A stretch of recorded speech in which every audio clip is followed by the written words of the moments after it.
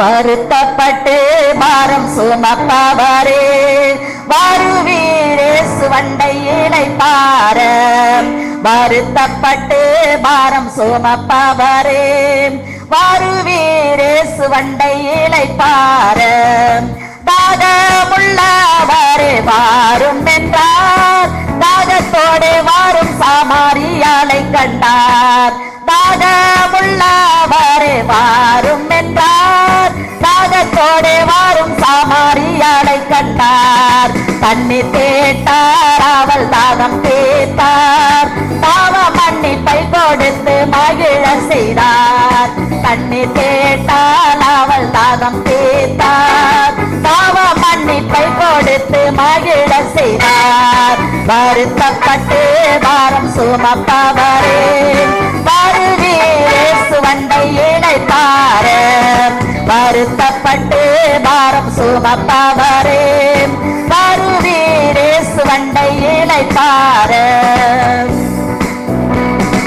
பேரும் நாடுள்ளவோ ஸ்ரீ இருந்தால் தாடும் நோய் நீங்க பலரிடம் சென்றால்.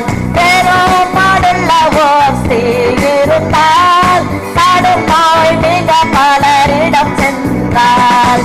நம்பிக்கை இழந்தால் நாதன் இயேசுவை கண்டால், நாடுங்கி வஸ்திரம் தொட்டு சுகமடைந்தால். நம்பிக்கை இழந்தால் நாதன் இயேசுவை கண்டால், நாடுங்கி வஸ்திரம் தொட்டு சுகமடைந்தால். வருத்தப்பட்டு பாரம் சுமப்பவரே வருவீரே சுவண்டை இளைப்பார. வருத்தப்பட்டு பாரம் சுமப்பவரே வருவீரே சுவண்டை இளைப்பார.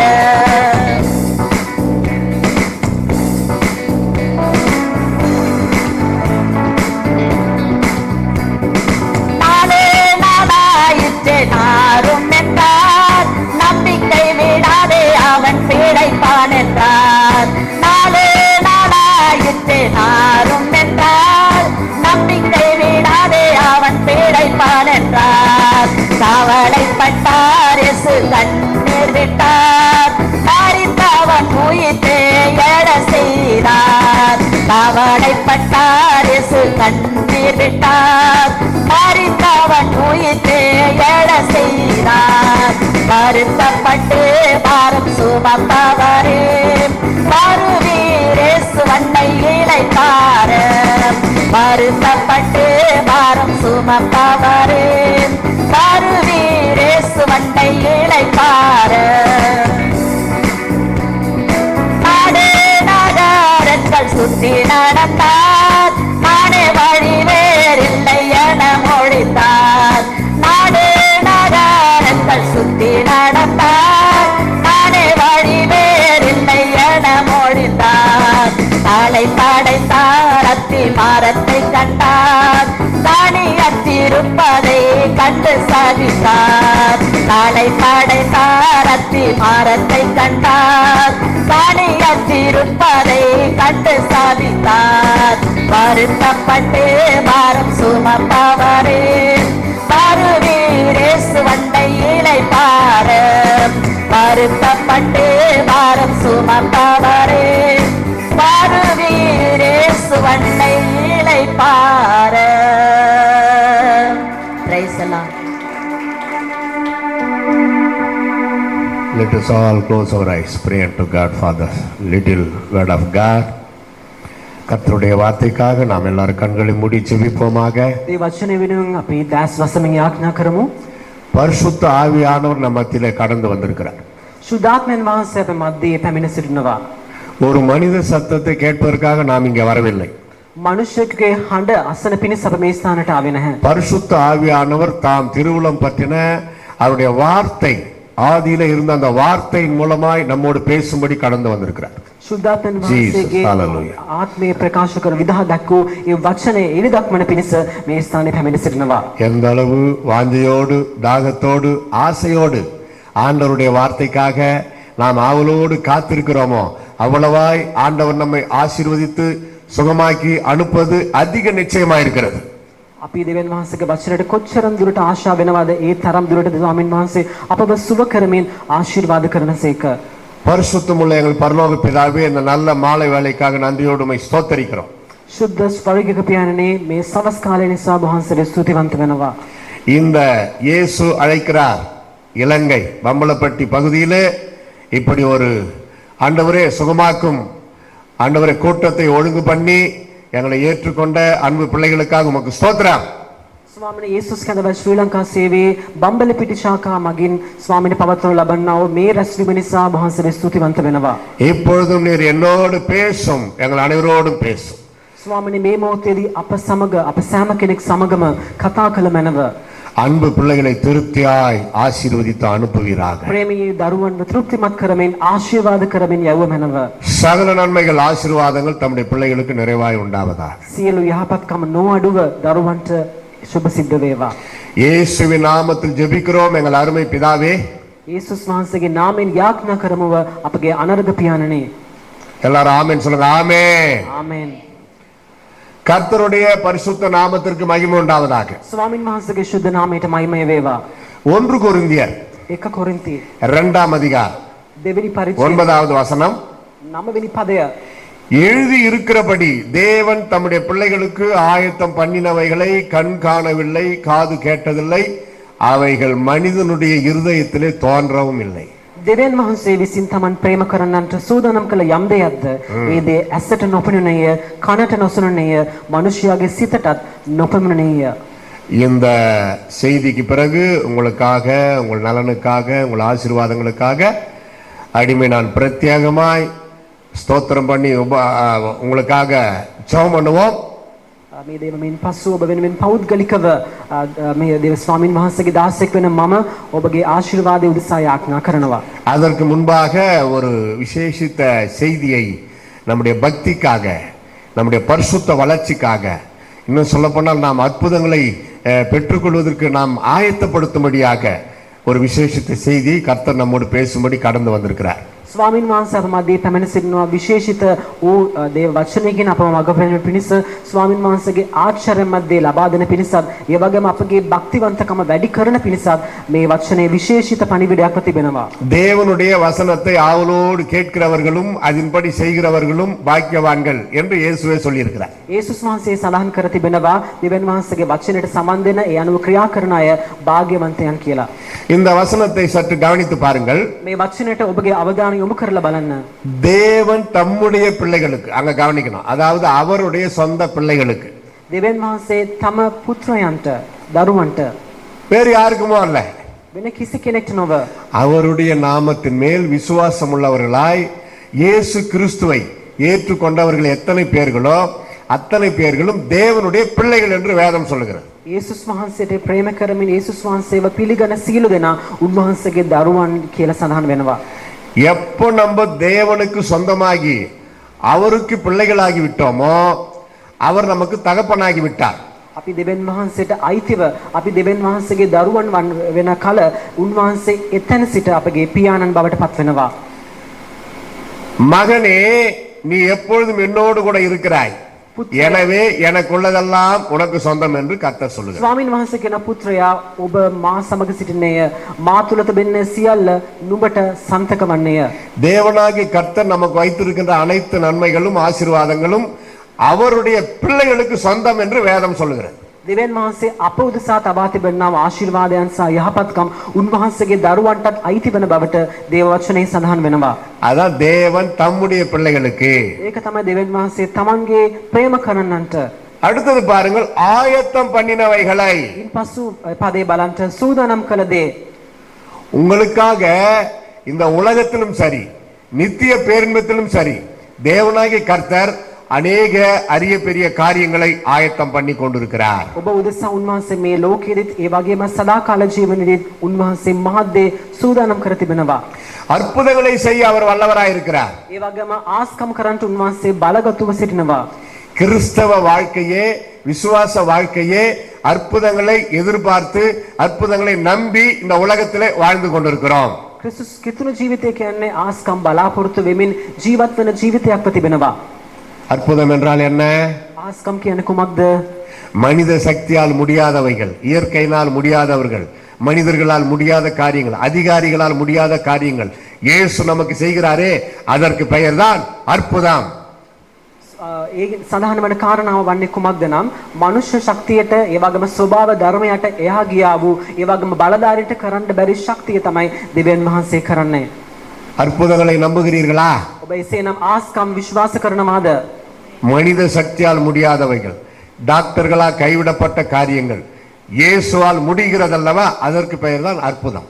ආස්කම කියන්නේ මනුෂ්‍ය ශක්තියට අධිකාරින්ගේ ශක්තියට වෛද්‍යවරුන්ට කරන්න බැරි දේ යේසුස් වහන්සේට කරන්න පුළුවන් නිසා අපි කියනවා එතන ආස්කමක් සිදු වෙනවා කියලා. அது நம்முடைய விசுவாசத்தை பொறுத்தது. ඒක අපගේ ඇදහිල්ලේ ප්‍රමාණය අනුව සිදුවන්නේය. இயேசு சொல்லுகிறார், நீ விசுவாசித்தால் தேவனுடைய மகிமையை காண்பாய். ඔබ විශ්වාස කරන කල දෙවියන් වහන්සේගේ මහිමය ඔබ අත්දකින්නේය. இன்னொரு இடத்துல சொல்கிறார், உன் விசுவாசத்தின்படியே ஆக கடவது. තව තැනක සඳහන් වෙනවා ඔබගේ හැදහිල්ල අනුව ඒ එකට සිදුවන්නේය. நம்முடைய விசுவாசம் எப்படி இருக்குது? අපගේ ඇදහිල්ල කොහොමද තිබෙන්නේ? அதெல்லாம் ஜபம் என்னமோ பண்ணிட்டு தான் இருக்கிறோம் பிரதர், அது எங்க நடக்க போகுது அப்படி சொன்னா அப்படிதான் நடக்கும். බ්‍රදර් මම නිකන් යාඥා කරමින් ඉන්නවා බ්‍රදර් එම කියලා නිකන් කනස්සොල්වේ එම කතා කරනවා නම් ඔබට ඒ ආකාරයෙන් තමයි ප්‍රතිඵල ඔබට සිදුවන්නේ. ஒன்னும் இல்ல பிரதர், எல்லாம் அப்படியே தான் இருக்குது, ஒரு அற்புதமும் நடக்கல அப்படி நம்மளே சொல்லக்கூடாது. ඒ ආකාර අව탁සීරු කරමින් මුකුත් උනේ නැහැ බ්‍රදර් කියලා අපි කියන්න හොඳ නැහැ. என் வாழ்க்கை எப்படி இருக்குமோ தெரியல, பயமா இருக்குதுன்னா அது பயமா தான் போகும். මගේ ජීවිතේ කොහොමද තියෙවිද දන්නේ බයසහගතව තිබෙනවා කියලා කිව්වොත් එය ඒ විදිහට තමයි සිදුවන්නේ. பிசாசின் எதிர்பார்ப்பு என்ன? සාතන්ගේ බලාපොරොත්තුව කුමක්ද? அவன் வந்து அந்த பயத்தை அனுப்புவான். ඔහු ඇවිල්ලා බය අදුකම යවනවා. அந்த பயத்தை நம்ம எதிர்க்கணும். ඒ බය අවිල්ලා මැඩ පවත්වන්නට අවශ්‍යයි. முதலாவது அவனுடைய வேலை பயத்தை அனுப்புவான், சோர்வை அனுப்புவான், சலிப்பை உண்டாக்குவான். පළමුව ඔහු යවන්නේ ඇවිල්ලා බය යවනවා, ඒ වගේම කනස්සලුකම කම්මැලිකමක් ඇති කරනවා. அதனாலதான் பயப்படாதே பயப்படாதே என்று பல இடங்களிலே வாக்குத்தத்தம் ஆரம்பிக்கிறது. ඒ නිසා තමයි බය නොවන්න කියලා බොහෝ ස්ථානවල පොරොන්දු වචනයන් ආරම්භ වන්නේ. ஆயத்தம் பண்ணி இருக்கின்றவைகளை සූදානම් කළ දේවල් கண்கள் காணவில்லை, දැස් වලට පෙනුනේ නැත, காதுகள் கேட்கவில்லை, සවන් වලට නොඇසුනේ, அவைகள் மனிதனுடைய இருதயத்திலே தோன்றவில்லை. ඒ වගේම ඒවා මනුෂ්‍යයාගේ සිතට පැමිණියෙත් නැහැ.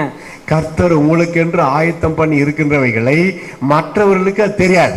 ස්වාමින් වහන්සේ ඔබ උදෙසා පිළියෙල කර තිබෙන දේවල් මනුෂ්‍යයන්ට දන්නේ නැහැ. மற்றவர்களால் தூஷிக்கப்பட்டாலும் நம்மாலே தேவனுடைய நாமம் மகிமைப்படும்.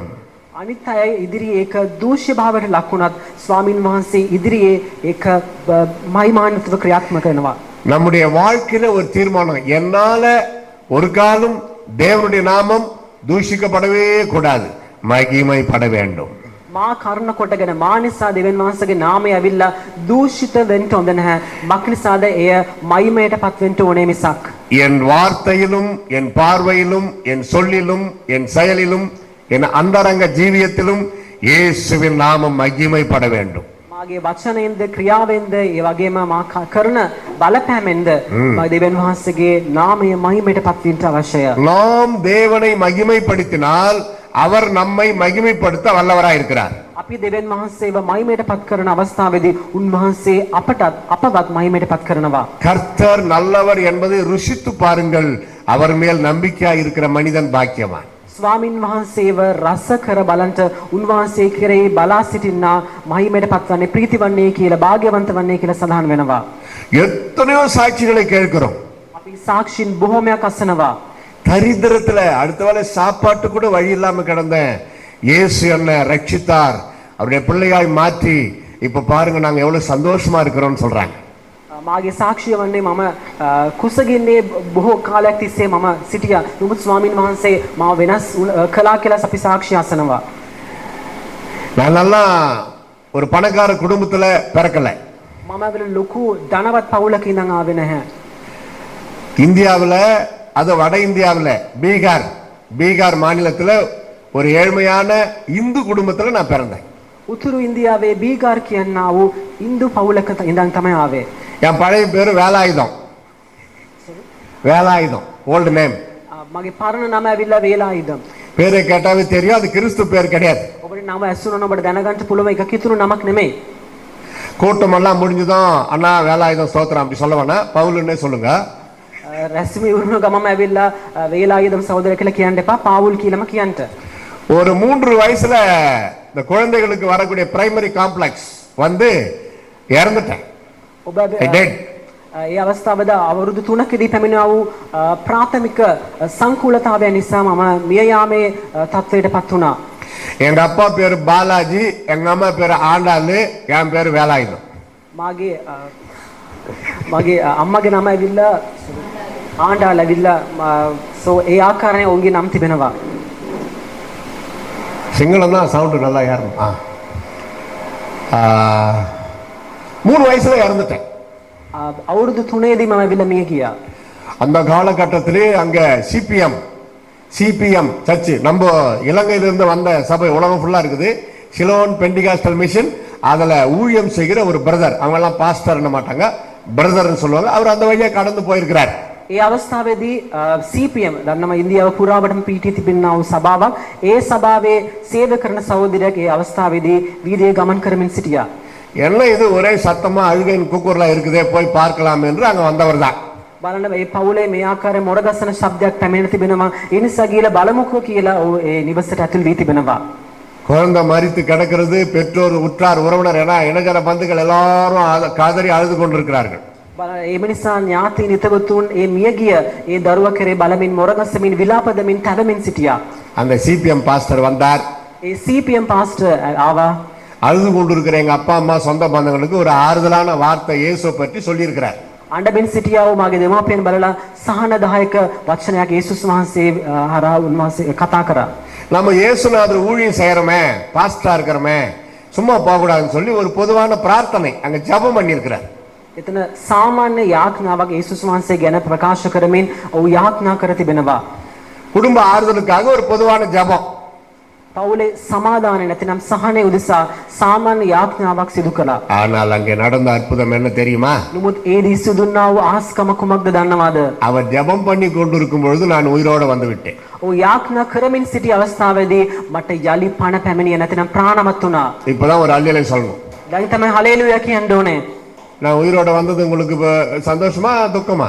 මම ඇවිල්ලා යලි ප්‍රාණයත්වයට පත්වීම නැතන පණ ආපු එක ගැන ඔබ ප්‍රීතිමත් වෙනවද නැද්ද?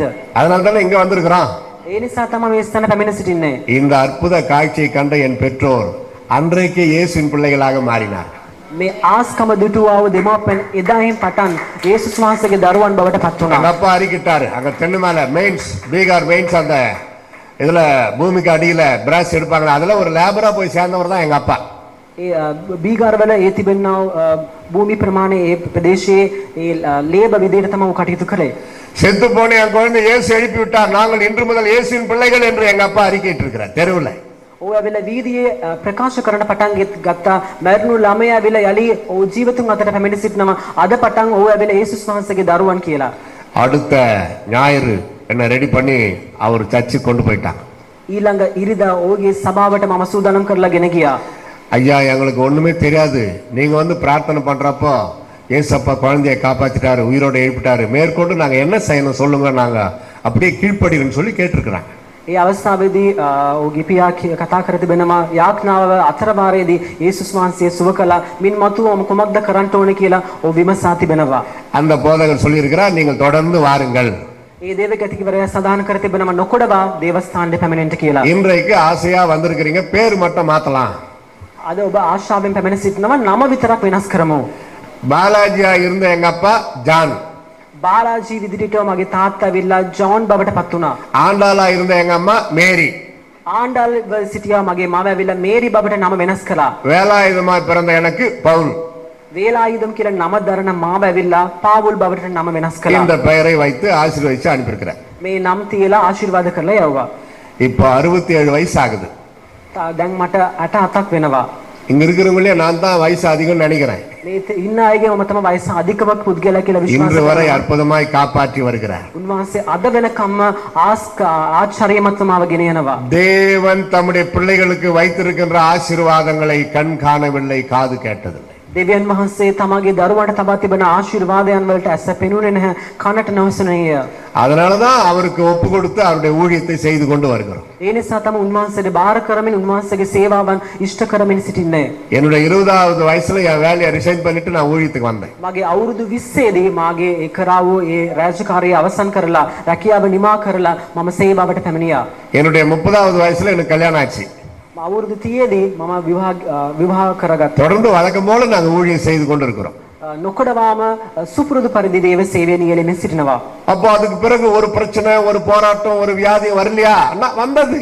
ඉන්පසු ඇවිල්ලා ප්‍රශ්න රෝග ආවද නැද්ද? ආවා, පැමිණියා. உலகத்திலே உங்களுக்கு உபத்திரவம் உண்டு, ஆனாலும் திடன் கொள்ளுங்கள், நான் உலகத்தை ஜெயித்தேன் என்று இயேசு சொல்லுகிறார். යේසු පවසා තිබෙන ලෝකයේ ඔබට උපද්‍රව තිබෙනවා නම් මෙන්න මම ජයගත්තා, ඔබටත් ජය ගන්න පුළුවන් කියලා යේසුස් වහන්සේ සඳහන් කළා. கர்த்தருடைய பிள்ளைகளுக்கு உலகத்தில் உபத்திரவம் உண்டு. ස්වාමින් වහන්සේගේ දරුවන්ට ලෝකයේ උපද්‍රව තිබෙනවා. அதோடு அந்த வசனம் நிற்கவில்லை, நான் உலகத்தை ஜெயித்தேன். එතනින් ඒ වචනය ඇවිල්ලා අවසන් වන්නේ නැහැ. මම ලෝකයේ ජයගත්මි කියලා සඳහන් වෙනවා. அந்த ජெயத்தை இன்றைக்கு இயேசு உங்களுக்கு கொடுக்க வல்லவராய் இருக்கிறார். ඒ ජයග්‍රහණය යේසුස් වහන්සේ ඔබට ලබා දෙන්න බලවත්ව සිටිනවා. Praise the Lord. Hallelujah. Hallelujah. இன்னும் சத்தமா ஒரு ஹalleluya. மகிழ்ச்சியா இருக்கிறவங்க எல்லாரும் ஹalleluya. ඉන්න අය hallelujah කියමු. Those who are very very happy say hallelujah. Hallelujah. Those who are so happy say hallelujah. අති ප්‍රීතියෙන් ඉන්නව. Those who are sleeping say hallelujah. නිදි බරව ඉන්න hallelujah කියමු. அட்டெம்ப்ட் பண்ணிட்டாங்க ஒரு சிலர். அவங்க தூங்கல, ஆனா உற்சாகமா இருக்கிறாங்க ரொம்ப. ඒගොල්ලෝ නිදාගත්තේ නැහැ, උද්‍යෝගිමත්ව ඉන්නවා. எந்த ஒரு அற்புதம் நடக்க வேண்டும் என்றாலும் முழு விசுவாசம் ஆண்டவர் வையுங்கள். சூழ்நிலைகளை பார்க்க வேண்டாம், மருத்துவர் சொல்லுகிற ரிசல்ட்டை பார்க்க வேண்டாம். அதை காட்டிலும் பெரியவர், மருத்துவ கணிப்பையும் கடந்தவர் நம்முடைய ஆண்டவர் இயேசு கிறிஸ்து. ඔබට ඕනෑම ආස්කමක් අවශ්‍ය නම් වෛද්‍යවරුන්ගේ ප්‍රතිඵල බලන්න එපා. ඔබගේ සියලු බලාපොරොත්තුන් දෙවියන් වහන්සේ දෙස තබන්ට උන්වහන්සේ නිසකවම ඉෂ්ට සම්පූර්ණ කරනවා. இந்த வார்த்தை அடிக்கடி மறக்கவே கூடாது. தேவன் தம்முடைய பிள்ளைகளுக்கு வைத்திருக்கின்ற ஆசீர்வாதங்களை வேற கண்கள் காணவில்லை, காது கேட்கவில்லை. எனக்கு அற்புதத்தை செய்ய வல்லவராய் இருக்கிறார். எனக்கு கூட தெரியாது, ஆனால் அந்தந்த காலகட்டத்திலே இயேசு எனக்கு அற்புதங்களை செய்ய வல்லவராய் இருக்கிறார். දෙවියන් වහන්සේගේ දරුවන්ට තබා තිබෙන ආශිර්වාදයන් කිසිවෙකුගේ දැස් දැක්කෙත් නැහැ, ඔවුන්ගේ කන් වලට ඇසුනේත් නැහැ. උන්වහන්සේ අපට තබා තිබෙන ආශිර්වාදයන්. நீ விசுவாசித்தால் தேவனுடைய மகிமையை காண்பாய். ඔබ අදහන කල දේව මහිමය ඔබ අත්දකින්නේය. செத்து போன லாசருவையே 4ஆம் நாள் உயிரோடு எழுப்பின ஆண்டவருக்கு நம்முடைய பாடுகளை, பிரச்சனைகளை, நோய்களை நீக்குவது சாதாரண ஒரு காரியம். මියගියා වූ ලාසරස් දින 4 වෙනි දවසේ උන්වහන්සේ නැගිටුවා. එවැනි බලගත් දෙවියන් වහන්සේ අපගේ ප්‍රශ්න වලට නිස්සකවම උන්වහන්සේ පිළිතුරු ලබා දෙනවා. உங்கள் பிள்ளைகளுடைய படிப்பு சம்பந்தமா இருந்தாலும் சரி, காலேஜ் படிக்கிற சம்பந்தமா இருந்தாலும் சரி, திருமண காரியமா இருந்தாலும் சரி, குடும்பத்துல கணவன் மனைவிக்குரிய ஆசீர்வாதங்களா இருந்தாலும் சரி, பிள்ளை பேரா இருந்தாலும் சரி, கர்த்தர் மேல் நம்பிக்கை வையுங்கள். ஒரு காலம் உங்களை வெட்கப்படுத்த விட மாட்டார். ඔබගේ දරුවන්ගේ පාසල් අධ්‍යාපනයේ වගේම විශ්වවිද්‍යාල අධ්‍යාපනයේ නියැලෙන දරුවන්ගේ කාරණාවන්, ඒ ඇතුළු විවාහ කටයුතු ඇතුළු ඔබගේ ස්වාමි පුරුෂයා භාර්යාව පවුලේ ඕනෑම කාරණාවක් තිබෙනා අවශ්‍යතාවයෙන් ස්වාමින් වහන්සේ දෙස තබන්ට උන්වහන්සේ නිසකවම ඒ විසඳා පිළිතුරු ලබා දෙනසේක. கர்த்தர் மேல் நம்பிக்கை வைக்கின்ற மனிதன் பாக்கியவான். ස්වාමින් වහන්සේ කෙරෙහි බලාපොරොත්තුව සබමින් සිටිනා භාග්‍යවන්ත. நம்முடைய நம்பிக்கை கர்த்தர் மேல் இருக்க வேண்டும். අපගේ බලාපොරොත්තු නැතිනම් අපගේ ආශාව ස්වාමින් වහන්සේ කෙරෙහි තබන්ට අවශ්‍යව තිබෙනවා. முழு நம்பிக்கை கர்த்தர் மேல் இருக்க வேண்டும். අපගේ මුළු බලාපොරොත්තුව ස්වාමින් වහන්සේ කෙරෙහි තබන්ට අවශ්‍යය. அவசரப்பட்டு குறுக்கு வழியில போயிடக்கூடாது. අපි අදිසි වෙලා ඇවිල්ලා කෙටි මාර්ගවලට ගමන් කරන්න හොඳ නැහැ. நம்ம என்ன ஆசீர்வாதத்துக்காக ஜெபித்துக் கொண்டிருக்கிறோமோ அதற்காக நாம் காத்திருக்க வேண்டும். අපි මොන ආශිර්වාදය උදෙසා බලමින් සිටිනවාද ඒ උදෙසා අපි බලාගෙන සිටින්න අවශ්‍යය. உதாரணமாக උදාහරණයක් වශයෙන් ஒரு ரட்சிக்கப்பட்ட கர்த்தருடைய பிள்ளை, ஒரு பெண் பிள்ளை தன்னுடைய எதிர்கால வாழ்க்கைக்காக ஜெபிக்கிறாங்கன்னா, தன்னை போல ஒரு விசுவாசி மாப்பிள்ளை வரணும்னா அவங்க ஜெபத்துல இருக்கணும். යම් කිසි කාන්ත ගෑනු දරුවෙක් ස්වාමින් වහන්සේ තුල ගැලවීම ලැබුවා වූ ගෑනු දරුවෙක් ඇයගේ ඊළඟ අනාගත කටයුතු සඳහා යාඥා කරමින් සිටින්නේ හොඳ ඇයට සමාන, ඒ වගේම ස්වාමින් වහන්සේ තුල විශ්වාසවන්ත දරන්නා වූ ඇදහිලිවතුෙක් තමයි සොයමින් සිටින්නේ. முன்கூட்டியே விசாரிக்கணும். மாப்பிள்ளைய உட்கார வச்சு ரட்சிக்கப்பட்டிருக்கிறியா, ஆண்டவருடைய பிள்ளையா, பரிசுத்தா பெற்றிருக்கிறியா, எல்லாம் முன்னாடியே தெளிவா பேசி விசாரிக்கணும்.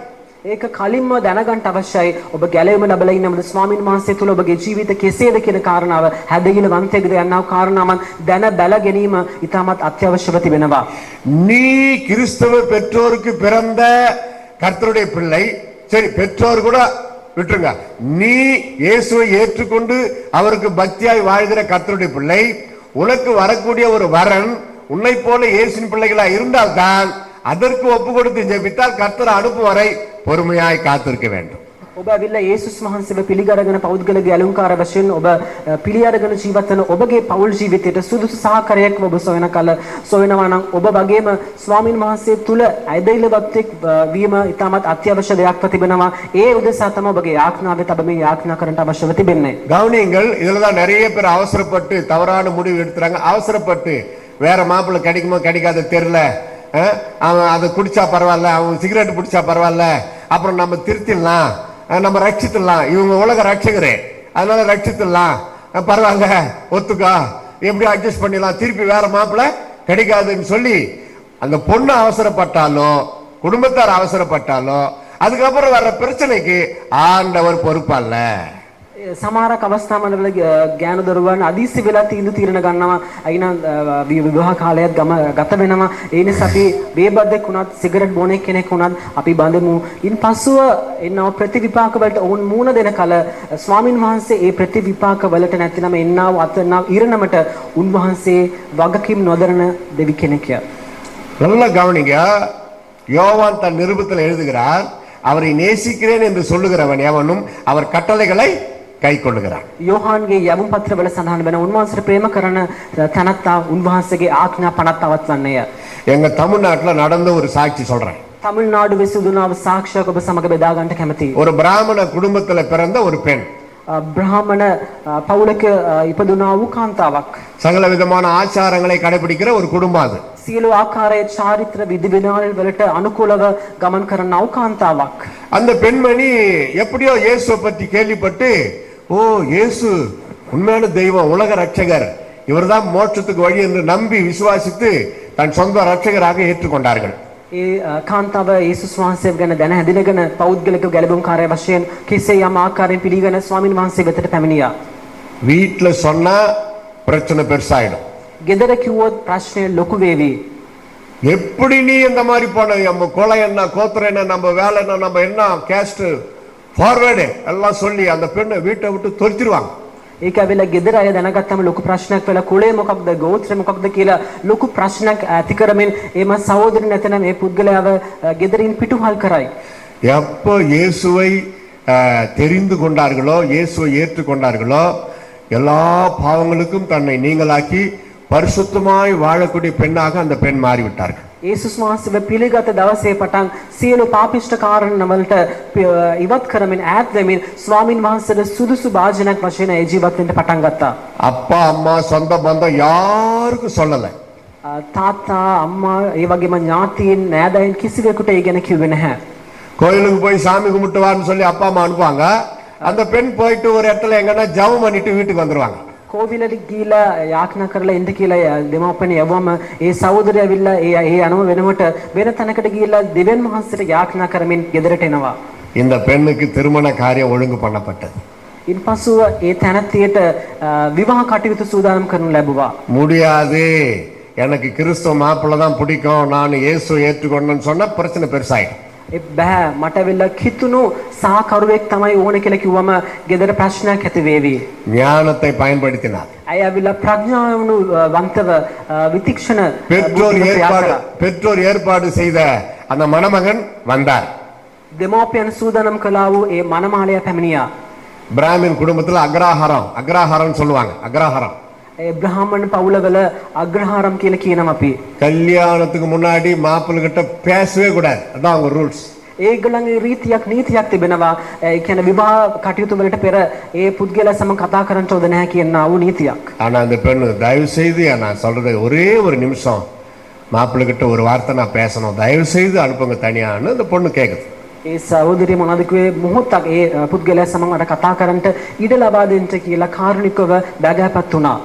பெரியவங்க எல்லாரும் சரி என்ன தெரியல, அந்த பெண்ணு கேட்குது, ஒன்றும் ஆகிடாது, நான் பொறுப்புன்னு சொல்லி ஒரு ஐயா அதுக்கு பொறுப்பேற்று அனுப்புங்கன்னு சொல்லி பக்கத்து ரூமுக்கு அனுப்புனாங்க. ඒ ගැන යම් කියන මහත්වරයෙක් වගකීම් බාරගෙන මුකුත් වෙන්නේ නැහැ. අපි බලමුකෝ මොනවද කතා කරන්න කියලා. ඒ අල්ලපු කාමරයට ඒ දෙන්නම යවුවා. அந்த ரூமுக்கு மாப்பிள்ளை போனாரு. இந்த பெண்ணு கதவு லாக் பண்ணிட்டாங்க. ඒ කාමරේ අල්ලපු කාමරයට ඒ මනමාලියත් ගිහිල්ලා ලොක් කරගත්තා. நான் அந்தரங்கத்தில் இயேசுவை துதிக்கிறேன். මම ඇවිල්ලා රහස්‍යගතව යේසුස් වහන්සේව මම නමස්කාර කරනවා. உங்களை நான் ஒரு டிஸ்டர்ப் பண்ண மாட்டேன். நான் உங்களை கட்டிக்கிறேன். මම ඔයාව විවාහ කරගන්නම්. ඔයාට බාධාවක් වන්නේ නැහැ. நீங்க எந்த சாமியானா கும்பிடுங்க, நான் தடை பண்ண மாட்டேன். ඔබ ඕනම දෙවි කෙනෙක්ව ඔබ නමස්කාර කරන්නට මම බාධා කරන්නේ නැහැ. ஆனா நமக்கு திருமணம் ஆயிட்ட பிறகு நான் பைபிள் படிக்கிறதுக்கோ ஜெபம் பண்றதுக்கோ சர்ச்சுக்கு போறதுக்கோ எனக்கு தடையே விதிக்க மாட்டேன்னு ஒரு வார்த்தை சொல்லுங்க, நான் ஒத்துக்கிறேன்னு இந்த பெண்ணு கெஞ்சி கேட்டா. ඒ සහෝදරවල බගහපත් වෙලා ඉල්ලුවා මේ විවාහ කටයුත්තෙන් පස්සුව මට යාඥා කරන්නත් චර්ච් එකට යන්නත් දේවචනේ කියවන්නත් මට ඉඩ ප්‍රස්තාව දෙනවා නම් මේ කටයුත්තට මම කැමතියි කියලා කිව්වා. அந்த மாப்பிள்ளை உள்ளமெல்லாம் பரவசம் அடைந்தது. ඒ පුද්ගලයාගේ අතුලාන්තය ඇවිල්ලා සතුටටපත් වුණා. உடனே முட்டி போட்டாரு. විගසම දන ගැසුවා. Praise the Lord. Hallelujah. நீர் எனக்கு காட்டின இந்த மணமகளுக்காய் ஸ்தோத்திரம். ස්වාමීනි වහන්සේ පෙන්눔 කළා වූ ඒ මනමාලි නිසා ස්තුතියි කියලා කෑ ගැසුවා. என்ன சொல்றீங்க நீங்க? ඔබ මොනවද කියන්නේ? உன்னை போல நானும் அந்தரங்க கிறிஸ்தவ விசுவாசிதான். ඔබ ආකාරයෙන් මමත් රහස්‍යගතව ස්වාමින් වහන්සේව සොයන කිතුණුවෙක්. வழக்கம் போல நம்ம பெற்றோர் நம்மளுக்கு கல்யாணத்தை பண்ணி வைக்கிட்டோம்.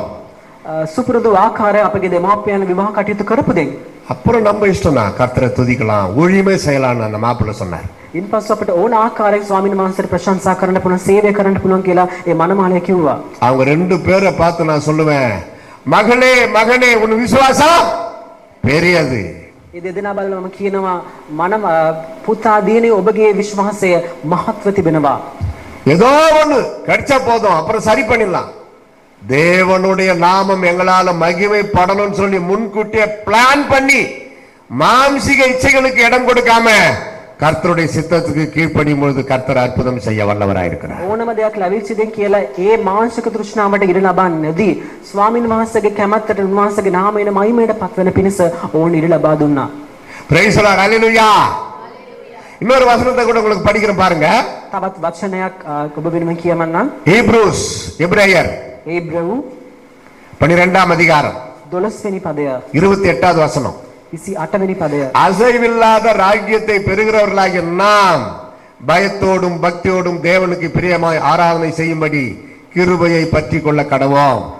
ஹீப்ரூஸ் 12:28. ඒබ්‍රවු 12:28 වෙනි පදයේ මේ ආකාරයෙන් සඳහන් වෙනවා. ඒන් සොලවන්ට බැරි රාජ්‍යයක් ලබන්නා වූ ගෞරවයෙන්ද දේව බයෙන්ද දෙවියන් වහන්සේට ප්‍රසන්න වන ලෙස සේවය කරන පිණිසය. நம்முடைய வாழ்க்கை அற்புதங்கள் அடையாளங்கள், நல்ல ஒரு வாழ்க்கை, நல்ல சாப்பாடு, நல்ல வசதி, காரு, பங்களா, பணம் அதோடு முடிவடைகிறது இல்லை. අපගේ ජීවිතය වහන යහන සුපෝභෝග ජීවිතයකින් අවසන් වන දෙයක් නොව. இதெல்லாம் நிரந்தரமானதும் இல்லை. මේක ඇවිල්ලා ස්ථිර දේවලුත් නෙමෙයි. ஒரு பெரிய செல்வந்தர், ලොකු ධනවතෙක්, இந்தியாவுல தெரியும், ஜாய் ஆலுகாஸ் அப்படின்னு சொல்லி நகை வியாபாரி. ඔබ දන්නවා ඉන්දියාවේ ඔහුගේ නම ජායි අලුකාස් කියනා වූ ව්‍යාපාරික ධනවතෙක්. இந்தியா தான். ඔහු ඉන්දියානුවෙක්. துபாய்க்கு போயிருக்கிறாரு. ඔහු ඇවිල්ලා ඩුබායි වලට ගිහලා තිබෙනවා. நகை வியாபாரி எப்படியாப்பட்ட பணக்காரே. ඔහු ව්‍යාපාරයක් කොච්චර ධනයක් තිබෙනවද උට. துபாய்க்கு போனாரு, என்ன நடந்தது தெரியல, 14 அடுக்கு மாடி மேல இருந்து குதிச்சு செத்து போயிட்டார். ඔහු ඇවිල්ලා ඩුබායි ගිහිල්ලා මහල් 16කින් යුක්ත ඒ මහලකින් සිට ඔහු බිමට ඇද බැටි තිබෙනවා. எவ்வளவு வேதனை. බලන්න කොච්චර වේදනාවක්ද කියලා. அவருக்கு என்ன குறை? ඔහුට මොන අඩුවක්ද තිබුණේ? சமாதானம் இல்ல, அதான் குறை. ඔහුට සමාදානයක් තිබුණේ නැහැ. ඒක තමයි අඩුපාඩුව. அன்பு தேவனுடைய பிள்ளைகளே, உலக பிரகாரமான ஆசீர்வாதங்களோடு நம்முடைய வாழ்க்கை நின்று விடக் கூடாது. ප්‍රේමණීය දරුවනේ, අපගේ ජීවිතය වෙල ලෞකික ආශිර්වාද වලින් පමණක් අවසන් වෙන්න ඕන නැහැ. We have to enter into the eternal life, heavenly life. අපි ඉන්න අනතුරුව ස්වර්ගික ජීවිතයට නැත්නම් සදාකාලික ජීවනයට ඇතුළත් වෙන්න අවශ්‍යය. அப்படி பார்க்கும் பொழுது நிலையான நகரம் நமக்கு இங்க இந்த உலகத்துல no any town or country in this world, all going to perish by the fire.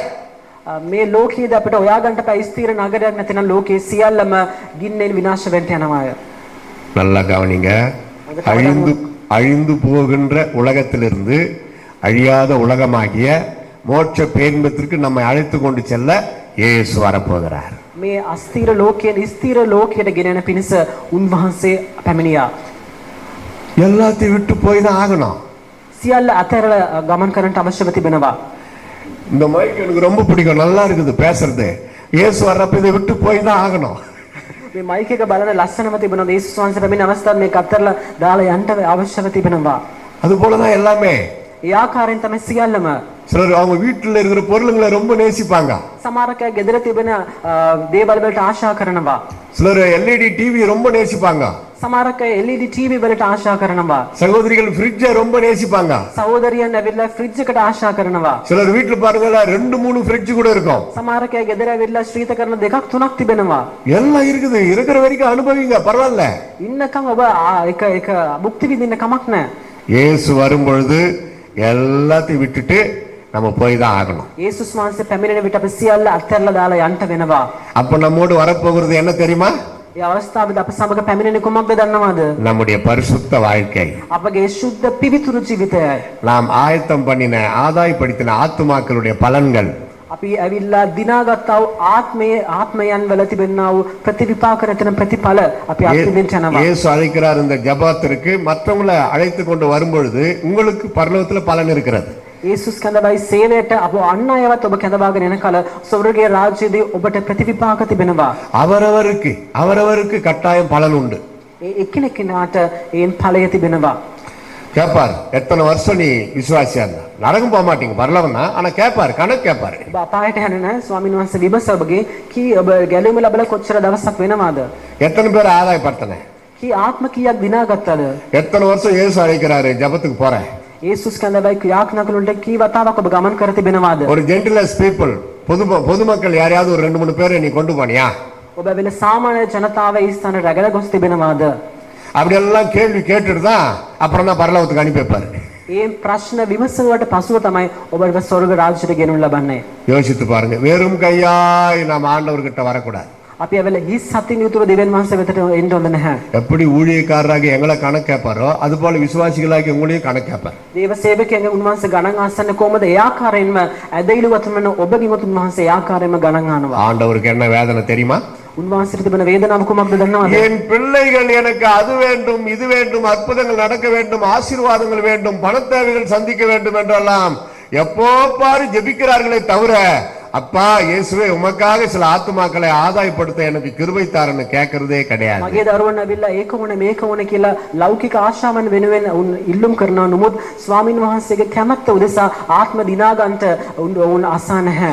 இயேசு கிறிஸ்துவின் இருதய பாரம் என்ன தெரியுமா? යේසුස් ක්‍රිස්තුස් වහන්සේගේ අදවතේ තිබෙනා වූ බර කුමක්ද දන්නවද? ஆத்ம பாரம். ආත්ම බරයි. உங்களை பற்றி ஏசப்பாவுக்கு என்ன பாரம் தெரியுமா? ඔබ කෙරේ වූ දෙවියන් වහන්සේගේ බර කුමක්ද அவர் දන්නවද? தம்முடைய ஆத்ம வருத்தத்தின் பலனை உங்களிடத்தில் கண்டால் அவர் திருப்தி அடைவார். ඔබ කෙරේ ඔබ තුල නැත්නම් ඒ ආත්ම බර දැක්කනම් කරුණාව ලබන්නේ. என் மகளிடத்திலே ஆத்ம பாரம் அதிகமா இருக்கிறது, அதுதான் எனக்கு திருப்தின்னு சொல்றாரு ஆண்டவர். උන්වහන්සේ කියන මට මම තෘප්තිමත් වන්නේ මාගේ ප්‍රේමණීය දරුවා තුල ආත්ම බර තිබෙනවාද නැද්ද කියන කාරණාවෙන්. எவ்வளவு பணம் சேர்த்தா, எவ்வளவு பேங்க்ல அக்கவுண்ட் வைத்திருந்தா, எத்தனை பேருக்கு வட்டிக்கு கடன் கொடுத்தா, எத்தனை கார் வாங்கினாய், எவ்வளவு பெரிய பங்களா கட்டினாய் என்றெல்லாம் ஆண்டவர் கேட்க போகிறது இல்லை. What you have done for me. යේසුස් වහන්සේ ඔබගේ විමසන්ට යන ඔබගේ ගිණුමේ කොච්චර මුදල් ශේෂයක් තිබෙනවද? ඔබ යහන වාහන කීයක් ගත්තද කියලා. නමුත් උන්වහන්සේ විමසන්නේ මා වෙනුවෙන් උන්වහන්සේ කළේ කුමක්ද කියන කාරණාව විතරයි. எபிரேயர் 13:14 படிக்கிறோம். ඒබ්‍රව් 13:14 වෙනි පදය. நிலையான நகரம் நமக்கு இங்கே இல்லை, வரப்போகிறதையே நாடி தேடுகிறோம். බකිනසාද පවතින නුවරක් මේ අපිට නැත. අප විසින් සොයා මතු පැමිණෙන නුවරය. There is no permanent place in this world for us. අපට ඇවිල්ලා පවතින නුවරක් මේ ලෝකේ නැත. சொந்த வீடா இருந்தாலும் அது நமக்கு சொந்தம் இல்ல, வாடகை வீடா இருந்தாலும் அது நமக்கு வாடகை இல்ல. ඒක ඇවිල්ලා ස්ථීර නිවසක් වුණත් කුලී නිවසක් වුණත් ඒක අපිට අයිති නැහැ. எல்லாமே நமக்கு டெம்பரரி தான். සියලු නිවසක්ම අපිට ඇවිල්ලා අස්ථීර නිවසක්ය. உலகத்துல இருக்கிற வரைக்கும் ஆண்டவர் கொடுக்கிற ஆசீர்வாதங்களை அவருடைய நாம மகிமைக்காக சந்தோஷமா அனுபவிக்கலாம், தப்பு இல்லை. ලෝකයේ සිටින තාක්ම උන්වහන්සේ ලබා දෙනා ආශිර්වාදයන් භුක්ති විඳීම වැරදක් නෙමෙයි. அதே 13 எபிரேயர் 13:5 படிக்கிறேன், கவனிங்க. ඒබ්‍රව් 13 වෙනි පරිච්ඡේදයේ 5 වෙනි පදය. நீங்கள் பண ஆசை இல்லாதவர்களாய் நடந்து உங்களுக்கு இருக்கிறவைகள் போதும் என்று எண்ணுங்கள். நான் உன்னை விட்டு விலகுவதும் இல்லை உன்னை கைவிடுவதும் இல்லை என்று அவர் சொல்லி இருக்கிறாரே. නුඹලාට ඇති දෙයින් සතුටු වේ වස්තු තෘෂ්ණාවෙන් තොරව සිටපල්ලා මක් නිසාද මම කිසිසේත් නුඹගෙන් ආක්ක නොමේ කිසි අන්දමකින්වත් නුඹ අත්හැරෙමේ කියා උන්වහන්සේම කියා තිබේ. அதனாலே நாம் தைரியம் கொண்டு கர்த்தர் எனக்கு சகாயர் நான் பயப்படேன் மனிதன் எனக்கு என்ன செய்வான் என்று சொல்லலாமே. මෙසේ ස්වාමින් වහන්සේ මාගේ උපකාරයානෝය මම බය නොවන්නේ මක් නිසාද මනුෂ්‍යයා මට කරන්නේ කුමක්ද කියා මහත් ධෛර්යයෙන් යුතුව කියමුවා. நமக்கு அனைத்து ஆசீர்வாதங்கள் ஆகாரம் தண்ணீர் இருக்க இடம் வீடு வேலை வாய்ப்பு குடும்பம் வீடு மனைவி மக்கள் எல்லாம் கொடுக்கிறது ஆண்டவர் தான். අපට අවශ්‍ය කරන ආහාර ඒ වගේම ජලය ඒ වගේම අනෙකුත් සියලු ආශිර්වාදයන් ලබා දෙන්නේ උන්වහන්සේය. கர்த்தர் கொடுக்கிற ஆசீர்வாதங்களை மட்டும் அனுபவித்துக் கொண்டு கர்த்தரை நாம் விட்டுவிடக் கூடாது. ස්වාමින් වහන්සේ ලබා දෙනා වූ ආශිර්වාදයන් ලබාගෙන අපි ස්වාමින් වහන්සේව අත්හරින්න ඕද නැහැ. கேள்பாரா இல்லையா? උන්වහන්සේ අසනවාද නැද්ද? எதுக்காக உன்னை நான் ஆசீர்வதிக்கணும்? இன்னும் என்ன செய்த எனக்காக? මම ඔබට කුමන කාරණාවක් නිසා ආශිර්වාද කරන්න ඕනේද? මක් නිසාද ඔබ කළේ කුමක්ද? படித்தாய் கல்லூரி படித்தாய் வாழ்க்கை துணை கொடுத்தேன் குடும்பத்தை கொடுத்தேன் இத்தனை வருஷம் நீ எனக்காக 2 ஆத்மா ஆதாயப்படுத்தினாயா? ඔබ ඇවිල්ලා අධ්‍යයන කටයුතු ඔබ නිමා කරා ඒ වගේම සහකාරයක් හොයාගත්තා. ඊට පස්සෙ මම වෙනුව ඔබ කුමක්ද කළේ? ஆசீர்வாதங்களை அனுபவிக்கின்றாயே மகனே மகளே என் ஆத்ம தாகத்தை தீர்க்க நீ வரமாட்டாயா? ආශිර්වාදයන් ඔබ මුක්ති විඳා දියණිය පුතා නුඹත් මාගේ ආත්ම පිපාසය ඔබ දන්නේ නැහැ. எல்லா நன்மைகள் ஆசீர்வாதங்கள் நம்முடைய வாழ்க்கையில நிறைவேறும்படிக்கு ஆண்டவர் நமக்கு கொடுக்கிற ஆலோசனை இதுதான். අපගේ ජීවිතය උදෙසා උන්වහන්සේ ලබා දෙන්නා වූ අනුශාසනාව මේවයි. செபிக்க முழங்கால் படியிட்டாலே கர்த்தர் நம் ஜெபத்தை இருதயத்தின் ஆழத்தில் இருக்கிற அந்த விண்ணப்பத்தை கேட்கின்ற அளவுக்கு ஆண்டவரோடு நம்முடைய லிங்க் நெருங்கி இருக்க வேண்டும். අපගේ සම්බන්ධතාවය උන්වහන්සේ සමග සමීප වෙන්න ඕනේ. කොහොමද නම් අපි යාඥා කරන්ට උන්වහන්සේ ගාව ඉඳගත්ත මේ වෙලේ සිට අපි අතුලාන්තයේ තිබෙනා වූ ඉල්ලීම අතර උන්වහන්සේට හොඳ සම්බන්ධතාවයක් තිබෙන්න අවශ්‍යයි. நம்முடைய போராட்டமான ஜெபம் ஆத்ம ஆதாயமா இருக்க வேண்டும். අපගේ පොරබැදීම යාඥාව වන්නේ ආත්ම දිනා ගැනීමය. 1 மணி நேரம் ஜெபிக்கிறீங்கன்னா கடைசி ஒரு 5 நிமிஷம் உங்களுக்காக உங்க சொந்த காரியங்களுக்காக குடும்பத்தின் தேவைகளுக்காக தாராளமா நீங்க ஜெபிக்கலாம். ඔබ විල පැයක් යාඥා කරනවා නේ පැයෙන් අවසාන මිනිත්තු 5 ඔබගේ පෞද්ගලික අවශ්‍යතාවයන් අවශ්‍ය කාරණාවන් ඈදායි විතමතුරන් වෙනම යාඥා කරන්නට පුළුවන්. ஜெபம் என்றாலே எந்த ஒரு காரியத்தையும் ஆண்டவரிடத்துல கேட்டு பெற்றுக்கொள்ளுகின்ற ஒரு அனுபவம் தான். යාඥාව කියන්නේ සියලු කාරණාවක්ම උන්වහන්සේගෙන් ලබා ගන්නා වූ අත්දැකීමක්ව තිබෙන්නේය. நம் வீட்டில் இருக்கிற எந்த ஒரு சின்ன பொருளா இருந்தாலும் சரி பெரிய பொருளா இருந்தாலும் சரி கர்த்தர் எங்களுக்கு கிருபையாய் கொடுத்தவைகள் சொல்ற அளவுக்கு நம்முடைய விசுவாச வாழ்க்கை இருக்க வேண்டும். අපගේ ජීවිතේ නැතන අපගේ නිවසේ උන්වහන්සේ කුඩා දෙයක් ලබා දුන්නත් කුඩා උපකරණයක් ලබා දුන්නත් ලොකු උපකරණයක් ලබා දුන්නත් උන්වහන්සේගේ නාමයේ මහිමයට පමණක් කියලා අපි කියන්ට අපි සැදී පැහැදීන්ට අවශ්‍යය. அப்பதான் தவறான வழியில வருகிற ஆசீர்வாதத்தை நம்ம ஏற்றுக்கொள்ள மாட்டோம். தேவையில்லை என்று நாம் நிராகரித்து விடலாம். එතකොට තමයි වැරදි මාර්ගයේ ඉන්නා වූ ආශිර්වාදයෙන් අපිට ප්‍රතික්ෂේප කරන්නට පුළුවන් හැකියාවක් ලැබෙන්නේ. கர்த்தருடைய ஆசீர்வாதமே ஐஸ்வரியத்தை தரும். அதனோட அவர் வேதனையை கூட்ட மாட்டார். ස්වාමීන් වහන්සේගේ ආශිර්වාදයන් ඇවිල්ලා සම්පත් ලබා දෙන්නේය. ඒ උන්වහන්සේ ඊට වේදනාව එකතු කරන්නේ නැහැ. கொஞ்சம் பணமா கொஞ்சம் சம்பளமா இருந்தாலும் கொஞ்சம் ஆசீர்வாதமா இருந்தாலும் அதுல நான் உண்மையா இருக்கும் பொழுது கர்த்தர் நம்மை அதுல இருந்து ஆசீர்வதிப்பார். අපිට ලැබෙන්නේ කුඩා වැටපත්ද කුඩා ආශිර්වාදයක්ද අපි ඒකට අවංකව සිටින කල ස්වාමීන් වහන්සේයින් පස්සෙ අපි ඔසවනවා. கொஞ்சம் ஆசீர்வாதத்துல நம்ம மன திருப்தி அதான் பெரிய காரியம். කුඩා ආශිර්වාදයක් වුණත් ඒක අපගේ හදවතේ ඇවිල්ලා තෘප්තියක් අපි ලබා ගන්නට අවශ්‍යයි. நம்முடைய மன மகிழ்ச்சி அதைத்தான் கர்த்தர் பார்க்கிறார். අපගේ අතුලාන්ත ප්‍රීතිය තමයි ස්වාමීන් වහන්සේ බලන්නේ. ஒரு பெருத்த ஆசீர்வாதம் நமக்கு என்ன? கர்த்தருக்குள் சந்தோஷமா இருப்பதே எங்களுடைய பலன். ස්වාමීන් වහන්සේ තුල අපි ශක්තිමත්ව සිටීමයි අපගේ බලය. சந்தோஷமா இருக்கிறீங்களா? ඔබ ප්‍රීතියෙන් සිටිනවාද? புருஷர்கள் உங்க மனைவியை பார்த்து டைரக்டா நேரா முகத்தை பார்த்து சிரிச்சு எத்தனை நாள் ஆச்சு? ඔබගේ භාර්යාව බල ස්වාමි පුරුෂයන් hina වෙලා කී දවසක් වෙලා තිබෙනවාද? எங்க தமிழ்நாட்டுல ஒருத்தர்கிட்ட கேட்டேன். ඔබ තමිල්නාඩුවේ කෙනෙක්ගේ මම එහෙම ඇහුවා. ஐயா உங்க மனைவியை பார்த்து சிரிச்சு எத்தனை நாள் ஆச்சுன்னு. ඔබගේ භාර්යාව බලලා hina වෙලා දවස් කීයක් ගත වෙලා තිබෙනවද කියලා. அவர் சொன்னாரு அது மூஞ்சியை பார்த்தா சிரிக்கிற மாதிரியா இருக்குதுன்ட்டார். ඔව් එකපාරටම කිව්වා ඇයගේ මූණ බැලුවම hina වෙන්න පුළුවන් විදිහට තිබුණේ කියලා. ஐயா அந்த முகத்தை பார்த்து தானே பொண்ணு பிடிச்சிருக்குதுன்னு கட்டினீங்க. එතකොට කිව්වා මහත්මයා ඔබ ඇවිල්ලා ඒ මූණ බලලා නේද විවාහයට ඔබ කැමතියි කියලා කිව්වේ. அவர் சொல்றாரு அப்ப நல்லா இருந்துச்சியா இப்ப நல்லா இல்லன்றாரு. එතකොට ඔව් කිව්වා ඇවිල්ලා ඒ වෙලාවෙල බලන්න හොඳට තිබුණා නේද දැන් ඇවිල්ලා එහෙම නැහැ කියලා. வாபஸ் எல்லாம் பண்ண முடியாது, கடைசி வரைக்கும் வாழ்ந்து தான் ஆகணும். ඔබට යලි ඇවිල්ලා ප්‍රතික්ෂේප කරන්න බෑ. ඔබගේ අවසානයේ දක්වාම ජීවිතේ ජීවත් වෙන්න අවශ්‍යය. அதான் பரிசுத்தமான ஒரு வாழ்க்கை. නමුත් ඒ ඇවිල්ලා සුද්ධ ජීවිතයක් විය යුතුය. கணவன் மனைவியை நேசிப்பது, மனைவி கணவனை நேசிப்பது, கீழ்ப்படிவது, பெற்றோர் பிள்ளைகளை நேசிப்பது தான் ஒரு ஒழுங்கு. குடும்பத்துல ஒரு ஒழுங்கு, இதான் பரிசுத்தம். මේ අපි සුද්ධකම කියන්නේ ස්වාමි පුරුෂයා භාර්යාවට ඒ කියන්නේ කීකරුව එක්සිත්ව ජීවත් වීම සහ දෙමාපියන් දරුවන් දෙමාපියන්ට කීකරුව ජීවත් වීම අපි කියනවා පවිත්‍ර පෞල් ජීවිතයක් කියලා. தேவன் தம்முடைய அன்பை பகிர்ந்து கொள்ளவே குடும்பத்தை படைத்தார். දෙවියන් වහන්සේගේ ප්‍රේමය වේදා ගන්නා පිණිස උන්වහන්සේ පවුල සෑදුවා. ஒரு ஆதாமுக்கு ஒரு ஏவாளை படைத்தார். ආදම් කියන කෙනෙක්ට එක්කෙනෙක්ට එක ඒවා කියන ගෑනු කෙනෙක් උන්වහන්සේ සෑදුවා. ஒரு ஆதாமுக்கு 2-3 ஏவாளை கொடுக்கவில்லை. එක ආදාම්ට ස්ත්‍රී කියන්නේ ඒවා දෙන්නෙක් තුන් දෙනෙක් දුන්නේ නැහැ. அல்லது ஒரு ஏவாளுக்கு 2-3 ஆதாமை கொடுக்கவில்லை. ඒ වගේම ඒවා කියන ස්ත්‍රියට ආදාම් කියන ස්වාමි පුරුෂයන් දෙන්නෙක් තුන් දෙනෙක් දුන්නේ නැහැ. ஆண்டவர் நினைத்திருந்தால் ஜனவரி மாசம் ஒரு 500 ஆதாம், பிப்ரவரி மாசம் ஒரு 1000 ஆதாம் அப்படி உண்டாக்கி இருக்கலாமே. ස්වාමීන් වහන්සේ ඉතලා තිබුණා නම් ස්වාමීන් වහන්සේ ජනවාරි මාසේ ආදාම් වරුන් 500ක්ද ඒ වගේම පෙබ්‍රවරි මාසේ ආදාම් වරු 1000ක්ද උන්වහන්සේ සාදා තිබෙන්න තිබුණා. அப்படி வெறும் ஆதாமையே உண்டாக்கி இருந்தால் அது குடும்பம் அல்ல, ஜென்ஸ் ஹாஸ்டல். ඒ මම උන්වහන්සේ මවලා තිබුණා එක පවුලක් නෙමෙයි ඇවිල්ලා ඒක පිරිමි ලේවාසිකාරයක් වෙනවා. வெறும் ஏவாளையே உண்டாக்கி இருந்தால் அது லேடிஸ் ஹாஸ்டல்.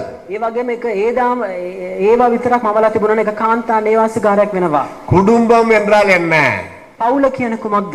கணவன் மனைவி குறைந்தது 2 பேர் ஒருமனப்பட்டு என் நாமத்தினாலே கேட்டால் அது அப்படியே நடக்கும்னு பாருங்க. மத்தேயு 18:18ல அந்த 2 பேர் குறைந்த நபர் கணவன் மனைவியை தான் இயேசு சொல்றார். දෙදෙනෙකු තුන්දෙනෙක් මාගේ නාමෙන් මොනද ඉල්ලුවත් මම ලබා දෙනවා කියලා උන්වහන්සේ පමසා දෙබෙන කාටද? ස්වාමීන් වහන්සේ මෙන් එතන සඳහන් කරන්නේ ස්වාමි පුරුෂයා සහ භාර්යාවය. எந்த ஒரு சிக்கலான பிரச்சனையா இருந்தாலும் கணவன் மனைவி கரம் கோர்த்து ஊக்கமா ஜெபிக்கும் பொழுது கர்த்தர் அற்புதங்களை செய்ய வல்லவராயிருக்கிறார். මොන ආකාරයේ පොරබැදීම ආවත් ස්වාමි පුරුෂයා භාර්යාව ඒ පොරබැදීම මම එක්සිත්ව දෑත් අල්ලමින් යාඥා කරන්නට අවශ්‍යය. உலக பிரகாரமான ஆசீர்வாதங்களா இருந்தாலும் சரி, ඒක ලෞකික ආශිර්වාදයක් වුණත්, ஆவிக்குரிய நன்மைகளா இருந்தாலும் சரி, ඒක ආත්මික යහපත්කම් වුණත්, பரலோகம் போய் சேருவதற்குரிய வழிமுறைகளா இருந்தாலும் சரி, ඒ වගේම ස්වර්ගයට යාමට ඒ තුඩු දෙන්නව කාරණා වුණත්, word of God is only authority of our life. ස්වාමීන් වහන්සේගේ වචනය තමයි අපගේ ආධිපත්‍යය වන්නේ. கர்த்தருடைய வார்த்தை தான் நமக்கு அத்தாட்சி. ස්වාමීන් වහන්සේගේ වචනය තමයි අපගේ සහතිකය. அப்பா அம்மா பேச்சே கேட்கறதில்ல, போதகர் பேச்சே கேட்கறதில்ல, அதுங்க பாட்டுக்கு அது இஷ்டத்துக்கு ஓட வேண்டியது. அதுக்கப்புறம் எல்லாம் ஃபெயிலியர் ஆகி ஆண்டவரையே திட்ட வேண்டியது, அப்பா அம்மா பிடிச்சி திட்ட வேண்டியது, பாஸ்டர் பிடிச்சி திட்ட வேண்டியது. இப்படி ஆண்டவர் ஒழுங்கு வைத்தாரா? கிடையாது. කියන්නේ දෙමාපියන් කීකරු වෙන්නෙත් නැහැ. ඒ වගේම දේවගතියගේ අනට සමන් දෙන්නෙත් නැහැ. තමාට ඕන විදිහට සීලු කාරණා කරලා අන්තිමට අවසානයේදී සියල්ල අසමත් වෙනවට පස්සෙ දෙවියන් වහන්සේට බණිනවා. ඒ වගේම දේවගතියකට බණිනවා. එහෙම කියලා අපි ශාපලත් ජීවිතයක් ගත කරනවා. First of all, you must obey to the word of God. පළමුව ඔබ දෙවියන් වහන්සේගේ වචනයට කීකරු විය යුතුය. பெற்றோர் அந்த பிள்ளைகளுக்கு எப்போ சாப்பிட்றதுக்கு பிளேட் வாங்கி கொடுத்தீங்களோ அப்பவே ஒரு தனியா பைபிள் வாங்கி கொடுக்கணும், படிக்க வைக்கணும். දෙමාපියන් ඔබගේ දරුවාට ඔබ ඇවිල්ලා කෑම ප්ලේට් එකක් ලබා දෙන අවස්ථාවේදීම ඔබ බයිබලයක් ඒ සමගම මිලදී ලබා දෙන්න අවශ්‍යය. கர்த்தருடைய சிக்ஷையில வளர்க்கணும். ස්වාමින් වහන්සේගේ කීකරුකම තුල ඔබ මඟ පෙන්විය යුතුය. படிப்பு அறிவு இல்லாத என்னுடைய தாயார், எங்க அண்ணன், நான், எங்க தம்பி எல்லாம் காலையில குறைஞ்சது ஒரு வசனம் இல்ல 2 வசனம் மனப்பாடமா சொல்லலைன்னா காலையில அந்த அது என்னமோ கொடுக்குறாங்களே கூழோ பழைய கஞ்சியோ, அந்த காலத்துல அதானே கிடைக்காது. නූගත් අධ්‍යාපන දැනුමක් නැති මගේ මව ඇවිල්ලා උදාසන කාලේද පාසල් යන්න ප්‍රථමයෙන් මමත් මගේ සහෝදර සහෝදරයන් අපිට කැඳ ලැබෙන්නේ නැහැ. දෙවියන් වහන්සේගේ වචනේ අපි කඩපාඩම් කරලා අපි කිව්වේ නැතිනම් அப்பா அம்மாவுடைய கண்டிப்பு அந்த நேரத்துல பிள்ளைகளுக்கு கசப்பா தான் தெரியும். ஆனா நாளடைவுல வளர வளர ஏராளமான வார்த்தைகளை பிரசங்க நேரத்துல சொல்லி பேசுறாங்க ஊழியக்காரங்கன்னா அவங்க அப்பா அம்மா வளர்த்த அந்த வளர்ப்பு தான் காரணம். අපි ඇවිල්ලා බලන්න පුළුවන් දේවගතිවරුන්ගේ නැත්නම් දෙමාපියන්ගේ වචන ඇවිල්ලා තිත්ත කාරණාවක් වශයෙන් තිබෙන්න පුළුවන්. නමුත් ඔවුන් ඇවිල්ලා ඒ ඉදිරියට වෙලා දේශනා කරන්නේ දෙමෝපියන්ගේ ඒ නියමාකාර ඒ හැදි දැඩි කිරීම නිසා වෙන්නේ.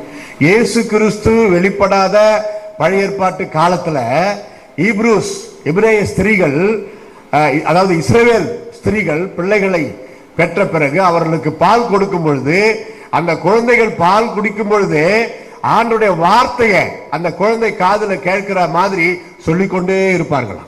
ඒ වගේම ඔබ දන්නවා යේසුස් වහන්සේ එළිදරවුන්ට කලින් පැමිණෙන්නට කලින් හේබ්‍රව ස්ත්‍රීවරුන් අපි කියනවා ඊශ්‍රායල් කාන්තාවන් ඔවුන්ගේ දරුවන්ට කුඩා දරුවන්ට කිරි ලබා දෙන අවස්ථාවේදී ඔවුන් ඇවිල්ලා දෙවියන් වහන්සේගේ වචනය පවසමින් කිරි ලබා දෙනවා. கர்த்தரை துதிக்கின்ற பாட்டுகளை அந்த குழந்தை காது கேட்க பாடிக்கொண்டே இருப்பார்களாம். ඒ වගේම ස්වාමින් වහන්සේගේ ගීතිකා ඒ දරුවන්ගේ සවන් වලට හැයෙන පිණිස ඔවුන් ගායනා කරනවා. குடும்பம் அப்படின்னு வந்துட்டா ஏதோ விளையாட்டு களியாட்டு அல்ல, ஒரு பொறுப்பை ஆண்டவர் வைத்திருக்கிறார். පවුල කියලා කියන කාරණාවට පැමිණෙද්දී නිකන් විනෝදකාරී ක්‍රියාවක් නොව එතන වගකීමක් තිබෙනවා. மனைவி பிள்ளைகள் எப்படியாவது கிடக்கட்டும், நம்ம போய் சுத்திக்கிட்டு வரலாம் என்று புருஷன் நினைக்கவே கூடாது. ඒ වගේම භාර්යාව දරුවන් අපි තියලා ඕනම තැනකට යන්න ඕනේ කියලා ස්වාමි පුරුෂයන් හිතන්නත් හොඳ නැහැ. அதே போலதான் சிஸ்டர்ஸ், புருஷனை கவனிக்கணும், பிள்ளைகளை நேசிக்கணும் பவுல் எழுதுறார்.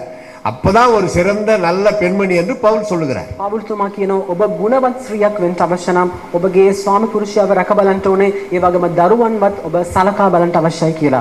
இதுதான் குடும்பம். මේ තමයි පවුල කියලා කියන්නේ. என் தனிப்பட்ட வாழ்க்கை பரிசுத்தமா இருக்க வேண்டும். මගේ පෞද්ගලික ජීවිතය පිවිතුරුව තිබෙන්න අවශ්‍යයි. என் குடும்ப வாழ்க்கை பரிசுத்தமா இருக்க வேண்டும். ඒ වගේම මගේ පෞල් ජීවිතය සුද්ධව තිබෙන්න අවශ්‍යයි. என்னுடைய ஐக்கியம் பரிசுத்தமா இருக்க ඒ வேண்டும். වගේ මගේ සහභාගීකම සුද්ධව තිබෙන්න අවශ්‍යයි. என்னுடைய சமுதாய வாழ்க்கை பரிசுத்தமா இருக்க வேண்டும். ඒ වගේ මගේ සමාජ ජීවිතය සුද්ධව තිබෙන්න අවශ්‍යයි. அதுதான் தேவன் தம்முடைய பிள்ளைகளுக்கு ஆயத்தம் பண்ணி வைத்திருக்கின்றவைகளை கண் காணவில்லை. ඒක තමයි ස්වාමින් වහන්සේගේ දරුවන්ට නැත්නම් ප්‍රේමවන්තයන්ට උන්වහන්සේ සූදානම් කර තිබෙන දේවල් වල අන් අයගේ දැස් වලට ඒවා පෙනුනේ නැහැ කියන කාරණාව. காதுகள் கேட்டதில்லை. ඒ වගේම අන් අයගේ සවනොත් ඒවා ඇසුනේ නැහැ. எந்த இடத்திலே நீங்கள் தலை குனிந்தீர்களோ அதே இடத்தில் உங்கள் தலையை உயர்த்த கர்த்தர் வல்லவராய் இருக்கிறார். ස්වාමින් වහන්සේ බලගතව සිටින ඔබ මොන ස්ථාන ඔබගේ ඉස නැමුවද ඒ ස්ථානෙම උන්වහන්සේ ඔබගේ ඉස ඔසවන්ට බලවත්ව සිටිනවා. உங்களை வெட்கப்படுத்தினவர்கள் வெட்கப்படும்படியான அளவுக்கு கர்த்தர் உங்களை தலையை உயர்த்துகிறவராய் இருக்கிறார். ඔබව ලැජ්ජා කරපු අය ඉදිරියේ ස්වාමින් වහන්සේ ඔබගේ ඉස ඔසවන්ට යනවා. உங்களை உபத்திரவப்படுத்தினவர்களுக்கு உபத்திரவத்தையும் உபத்திரவப்பட்ட உங்களுக்கு தேவனுடைய ஈவையும் கொடுக்க ஆண்டவர் வல்லவராய் இருக்கிறார். ඒ වගේම ස්වාමින් වහන්සේ බලගතව සිටිනවා ඔබව පීඩාවට ලක් කරපු අයට පීඩා කරන්නටත් පීඩාවට ලක් වුණා අයට උන්වහන්සේගේ සානය දෙන්නටත් උන්වහන්සේ බලගතව සිටිනවා. நாம் செய்ய வேண்டியது என்ன? අපි කල යුත්තේ කුමක්ද? எல்லாரையும் மன்னித்து விட வேண்டும். හැම කෙනෙක්ටම අපි කමාව ලබා දීමය. நாம் உள்ளம் நோக பேசின சபித்த யாரா இருந்தாலும் மனப்பூர்வமாய் மன்னிக்கிறேன் ஆண்டவரே தெளிவா சொல்லிடுங்க. ඒ වගේම අපගේ හිත රිද්දුව අපිට ශාප කළ අයට මුළුමනින්ම අපි සමාව ලබා දිය යුතුය. அதுதான் இயேசுவின் சுபாவம். ඒක තමයි යේසුස් වහන්සේගේ ස්වභාවය. சிலுவையிலே தொங்குறப்ப கூட பிதாவே இவர்களுக்கு மன்னியும் என்று சொன்ன அந்த இயேசுவை நோக்கி பாருங்கள். ඒ වගේම කුරුසගසී උන්වහන්සේ එල්ලී සිටින අවස්ථාවේදී උන්වහන්සේ කිව්වා ස්වාමිනේ මොවුන්ට කමා කරන්නට කියලා. God is love என்று சொல்கிறோம். தேவன் அன்பாகவே இருக்கிறார். ස්වාමින් වහන්සේ ප්‍රේමයෙන් සිටිනවා. அந்த அன்பின் பிரமாணத்திலே நாம் வாழ வேண்டும். ඒ ප්‍රේමණීය ව්‍යවස්ථාව තුල අපි ජීවත් වෙනවා. என்ன யாரு கொடுமை பண்ணாலும் ஏன் நம்ம அன்பாவே இருக்கணும்னு சொல்லி பைபிள் ஒரு வசனம் இருக்குது. අපිව කවුරු අපි විල පොර බැදුවත් අපිට පීඩා කළත් අපි ප්‍රේමයෙන් සිටින්න අවශ්‍යය. விடுதலையோடு கர்த்தருடைய ஆசீர்வாதம் சுகம் பலன் ஆரோக்கியம் பெற்றுக்கொள்ள ஒரு வசனத்தை நான் சொல்றேன். ගැලවීමෙන් යුතුව මිදීමෙන් යුතුව සුවය ආශිර්වාද ලබා ගන්නම වචනයක් කියන්න. 1 யோவான் 4:17. 1 යෝවාන් 4:17. 1 John chapter 4 verses 17. 1 යෝවාන් 4:17 මේ ආකාරයෙන් සඳහන් වෙනවා. நியாய தீர்ப்பு நாளிலே நமக்கு தைரியம் உண்டாயிருக்கத்தக்கதாக அன்பு நம்மிடத்தில் பூரணப்படுகிறது. විනිශ්චය දවසේ first John, right? 1 John, not gospel letter. 1 John chapter 4 verses 17. படிச்சிருமா? நியாயத்தீர்ப்பு நாளிலே நியாய தீர்ப்புனா அந்த ஜட்ஜ்மென்ட் டே. நமக்கு தைரியம் உண்டாயிருக்கத்தக்கதாக Oh, we have to receive courage. அன்பு நம்மிடத்தில் பூரணப்படும். Fulfill God's love. ஏனென்றால் Why? அவர் இருக்கிற பிரகாரமாக நாமும் உலகில் How Jesus අප තුළ ප්‍රේමය සම්පූර්ණව තිබෙන නම් ඒ තැනැත්තේ සිටින ආකාරයටම අපත් මේ ලෝකයේ සිටින බැවින් විනිශ්චය දවස ගැන නිසකවම ඇතුව සිටීමය. இப்ப தெரியுதுங்களா? දැන් තේරෙනවාද? பயப்படாம தைரியமா ஆண்டவருடைய ராஜ்யத்துல போய் சேரணும், நியாயத்தீர்ப்புல மாட்டிக்கொள்ள கூடாதுன்னா ஒரே ஒரு காரியத்தை கடைபிடியுங்கள். அன்பை நிலைநாட்டுங்கள், பகைவர்களை மன்னியுங்கள். கோபமோ எரிச்சலோ இருக்கவே கூடாது. முதல்ல அதை குடும்பத்துல ஆரம்பிங்க. கர்த்தர் உங்களோடு கூட இருப்பார். ඒ වගේම ස්වර්ග රාජ්‍යය තුලට ස්වර්ගය තුලට ඔබ ප්‍රවේශ වන්නට අවශ්‍ය නම් ඔබ ඒ වගේම විනිශ්චය දවසේදී ඔබ විනිශ්චය අසුන ඉදිරි අසු නොවන්නට අවශ්‍ය නම් ඔබ මේ ආකාරයේ කමාව ලබා දෙන්නට අවශ්‍ය. පළමුව කමා දීම, ඒ වගේම ඔබ රිද්දන අය, ඒ වගේම ඔබ තුවාලට පත් කරන අයට ඔබ සමාව දෙන්න ඒ කාරණාව අද ඔබගේ පවුල සිටම ආරම්භ කරන්නට. இன்றைக்கு நாங்கள் இங்கே வந்ததற்கு ஒரு மனப்பாட வசனம் 1 யோவான் 4:17. අද මේ ස්ථානට පැමිණීමේ අද දිනේ ලබා දෙන්නා වූ ඔබට දෙන්නා වූ කටපාඩම් පදය වන්නේ 1 යොහාන් 4 වෙනි පදයේ පරිච්ඡේදයේ 17 වෙනි පදය. குறித்து கொள்ளுங்கள், வீட்டில் கூட போய் நீங்க படிக்கலாம். ඒක ඔබ සටහන් කර තබා ගන්නට ගෙදර ගිහලා උනත් ඔබට කියවන්න පුළුවන්. நாடு விட்டு நாடு போனா எந்த பிரச்சனை இல்லாம, இமிகிரேஷன் பிரச்சனை இல்லாம, தடை இல்லாம நம்மள அந்த நாடு நம்மை அனுமதிக்கிறது. அந்த நாட்டுக்குள்ள சீல் போட்டு அனுமதிக்கிறது. 30 நாள் குறிச்சு இலங்கைக்குள்ள எங்களை அனுமதிக்குன்னா எங்களை ஃபுல்லா செக் பண்ணி இவர் இந்த நாட்டுக்குள்ளே பிரவேசிப்பதற்கு எந்த தடையும் இல்லை, இவர் சூட்கேஸ்ல இவர் பேக்ல இருக்கிற எந்த பொருளும் தடை இல்லை, இவர்களிடத்துல எந்த தடையும் இல்லை என்று அனுமதிக்கிறது. அப்படி ஏதாவது தடைகள் இருந்தால் நம்மள இந்த நாட்டுக்குள்ள விட மாட்டாங்க. விசாரணை பெருசாயிடும். அதான் நியாய தீர்ப்பு. ඒ වගේම විනිශ්චය කියලා අපි ගත්තොත් ශ්‍රී රටෙන් තවත් රටකට අපි ඇතුල් වෙද්දී ගමන් කරද්දී ඒ රටේ රජයේ උදාහරණයකට අපි ගත්තොත් ශ්‍රී ලංකා රජයේ දින 30ක කාලයකට අපි මේ ලංකාවට අපිව ගන්නව නම් ඒ නිලධාරීන් ඇවිල්ලා අපගේ සියලු ලියකියවිලි ඒ වගේම අදාළ කාරණාවන් බලලා තමයි ගන්න. අපගේ සූට්කේස් එකේ මොනවද තියෙනවද නැතිනම් අපිව ශ්‍රී ලංකාව ඇතුළට ප්‍රවේශ වන්නට උන් ඉඩ ලබා දෙන්නේ නැහැ. ඒ ආකාරයෙන් තමයි විනිශ්චයක් තිබෙන්න යන්නේ. சபாஷ், தேங்க்யூ. Very long sentence. அதே போலதான் பரலோகம் ஒரு தனி நாடு. ඒ වගේම ස්වර්ග රාජ්‍යයේ වෙනස්ම රටක්ව තිබෙනවා. பரலோகம் ஒரு தனி நாடு, அதை நீ நாடு. ස්වර්ග රාජ්‍ය වල තනි වෙනස් වූ රටක්, ඒ කෙරේ ඔබ ගමන් කරන්න. அங்க போய் நியாய தீர்ப்புல இமிகிரேஷன்ல மாட்டிக்கொள்ள கூடாது. ඒ ගිහිල්ලා ඔබ සංක්‍රමණික දෙපාර්තමේන්තුවේ ගිහිල්ලා ඔබට අසුවන්ට එපා. எல்லாம் கரெக்ட் தானே, உன் அந்தரங்க வாழ்க்கை பரிசுத்தமா இல்ல, போ அப்படி போய் நில்லு அப்படி சொல்லக்கூடாது. හැම දෙයක්ම හරි ඔබගේ රහසිගත නැත්නම් පෞද්ගලික ජීවිතය ඇවිල්ලා සුද්ධ නැහැ කියලා ඔබව ප්‍රතික්ෂේප වෙන්න ඕන නැහැ. வாருங்கள் என் பிதாவினால் ஆசீர்வதிக்கப்பட்டவர்களே, පැමිණෙන්න මාගේ පියාණන්ගේ ආශිර්වාදයෙන් ලැබූ පුද්ගලයන්නි. உங்களுக்காக ஆயத்தம் பண்ணப்பட்டிருக்கிற அந்த மோட்ச பேரின்பத்திலே தங்கி இளைப்பாருங்கள். ඔබ උදෙසා සූදානම් කර තිබෙනා වූ ඒ කාරණාව තුළට ඔබ ගමන් කරන්නට. அந்த ஒரு வார்த்தைக்காக தான், அந்த இனிமையான வார்த்தையை கேட்கறதுக்கு தான் இவ்வளவு தூரம் நம்ம பாடுபடுறோம். ඒ මිහිරි වචනේ උදෙසා තමයි මෙච්චර පොරද මෙදිමක් තුල ගමන් කරන්නේ. நரகாக்கினைக்கு தப்பித்து கொண்டு அந்த நித்திய பேர்மத்துல போய் உள்ள சேர்ந்துடணும். අපි ඇවිල්ලා නරකයෙන් බේරි ඒ ස්වර්ග රාජ්‍යයේ සදාකාලික ජීවිතයේ ඒ තිබෙනා ප්‍රවේශයට අපි ඇතුළත් වන්න අවශ්‍යය. ஆயத்தமா? ඔබ සූදානම්ද? அம்மையார் சொன்ன நேரம் முடிந்து விட்டது. நான் எப்பவுமே ஒபே பண்ணுவேன். எல்லாம் 7 மணி இருக்கலாமா? අපි නැගී සිටිමු. முடிக்க மனமின்றி முடிக்கிறேன். நான் ஏற்கனவே சொன்னபடி என்னுடைய மனைவி சகோதரி ஒரு சிறப்பு பாட்டு பாடி உங்களுக்காக ஒரு விசேஷித்த ஜெபம் பண்ணி முடிப்பார்கள். මගේ භාර්යාව ඇවිල්ලා ඔබ වෙන විශේෂ ගීතයක් ගායනා කරමින්ද අවසාන යාඥාවෙන්ද ඔබ මඟ පෙන්වයි. Praise the Lord. அருமையான தேவனுடைய பிள்ளைகளை கர்த்தர் நம்மோடு பேசியிருக்கிறார். අනර්ග දේව දරුවනේ ස්වාමින් වහන්සේ අප සමග කතා කර තිබෙනවා. அவர் நம்மை நேசிக்கிறபடினாலே தேவன் நம்மை எல்லா காரியங்களிலும் சரி செய்ய வேண்டும் என்று ஆவியானவர் நம்மோடு பேசியிருக்கிறார். උන්වහන්සේ අපිට ප්‍රේම කරන නිසා තමයි සියලු කාරණාවල උන්වහන්සේ හරි ගස්සන්ට ඕනේ කියලා ආත්මෙන් වහන්සේ අප සමග කතා කරේ. நாம் பரிசுத்தமாய் வாழ வேண்டும் என்று ஆண்டவர் நமக்கு வலியுறுத்தியிருக்கிறார். අපි සුද්ධව ජීවත් වෙන පිණිස උන්වහන්සේ අපිට මඟ සාදා දී තිබෙනවා. ஆத்ம பாரத்தோடு ஆத்மாக்களுக்காய் ஜெபிக்க வேண்டும் என்று ஆவியானவர் நம்மோடு பேசியிருக்கிறார். ආත්මයන් වෙනුවෙන් ආත්ම දිනා ගන්න ආත්මෙන් වෙනුවෙන් යාඥා කරන්න කියලා ස්වාමින් වහන්සේ අපිට ලබා දී තිබෙනවා. நம்முடைய குடும்பத்திலே கணவன் மனைவி பிள்ளைகள் எப்படி இருக்க வேண்டும் என்று ஆவியானவர் பேசியிருக்கிறார். ඒ වගේම ශ්‍රීලාපන් වහන්සේ කතා කර තිබෙනවා අපගේ පවුලේ ස්වාමි පුරුෂයා භාර්යාව කොහොමද ජීවත් වෙන්න ඕනේ කියලා. ஆண்டவரே நீர் என்னோடு பேசின வார்த்தைக்காய் நன்றி என்று சொல்லி உள்ளத்தின் ஆழத்தில் நாம் கர்த்தரை நோக்கி பார்க்கலாம். ස්වාමිනී වහන්සේ කතා කළ වචන නිසා ස්තුති කියලා අපේ මුළු හදවතින් යුතුව උන්වහන්සේට ස්තුති කරමු. அப்படி நாம் ஒப்பு கொடுக்கும் பொழுது தேவன் உங்களை ஆசீர்வதிப்பார். එසේ අපි බාර වෙන කර දෙවියන් වහන්සේ ඔබට ආශිර්වාද කරනසේක. நான் உங்களை ஆசீர்வதிக்கவே ஆசீர்வதித்து உங்களை பெருகவே பெருக பண்ணுவேன் என்று ஆண்டவர் நமக்கு வாக்கு கொடுத்திருக்கிறார். ස්වාමීන් වහන්සේ පොරොන්දුවක් දී තිබෙන උන්වහන්සේ ආශිර්වාද කරමින් ඔබව වැඩි දියුණු කරනවා කියලා. உங்களையும் உங்கள் பிள்ளைகளையும் கர்த்தர் வர்த்திக்க பண்ணுவார். ඔබවත් ඔබගේ දරුවන්වත් වැඩි කරනවා. ஆபிரகாமை ஆசீர்வதித்த அதே தேவன் உங்களையும் ஆசீர்வதிப்பார். ආබ්‍රහාම ආශිර්වාද කරපු දෙවියන් වහන්සේ ඔබව ஈசாக்கை ஆசீர்வதித்த தேவன் உங்களை ஆசீர்வதிப்பார். ඊසාක්ව ආශිර්වාද කරපු දෙවියන් වහන්සේ ඔබවත් ආශිර්වාද කරනවා. நல்ல சுகம் பலன் ஆரோக்கியத்தை தந்து குடும்பத்தில் தெய்வீக சமாதானத்தை உண்டு பண்ணுவார். දියුමේ සුවය ඒවම ශක්තිය ලබා දෙමින් ඔබගේ පෞල් ජීවිතේ මාස ආශිර්වාද කරනවා. உள்ளத்தின் ஆழத்திலிருந்து கர்த்தரை நோக்கி நாம் பார்க்கலாம். අතුලාන්තයේ අපි ස්වාමීන් වහන්සේ දෙස බලමු. நிச்சயமாகவே நிச்சயமாகவே நிச்சயமாகவே உங்களை ஆசீர்வதிப்பார். உங்களை பெருகவே பெருக செய்வார். நிச்சயமாகவே நிச்சயமாகவே நிச்சயமாகவே உங்களை ஆசீர்வதிப்பார். உங்களை பெருகவே பெருக செய்வார். ஆபிரகாம் சாராளையும் ஆசீர்வதித்தவர். இன்று முதல் உங்களையும் அவர் ஆசீர்வதிப்பார். ஆபிரகாம் சாராளையும் ஆசீர்வதித்தவர். இன்று முதல் உங்களையும் அவர் ஆசீர்வதிப்பார்.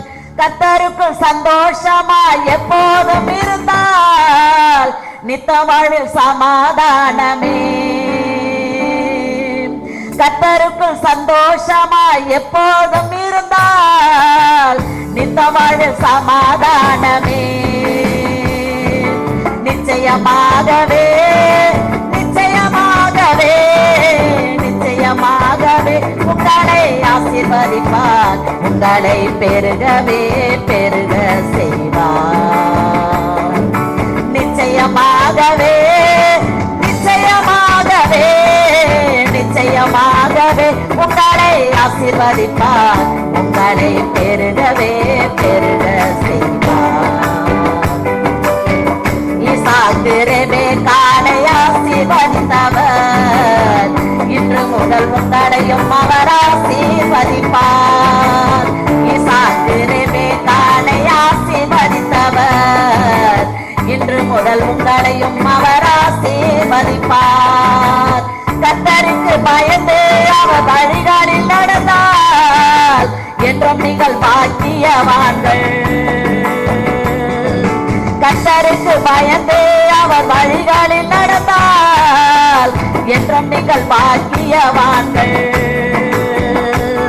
நிச்சயமாகவே நிச்சயமாகவே நிச்சயமாகவே உங்களை ஆசீர்வதிப்பார்.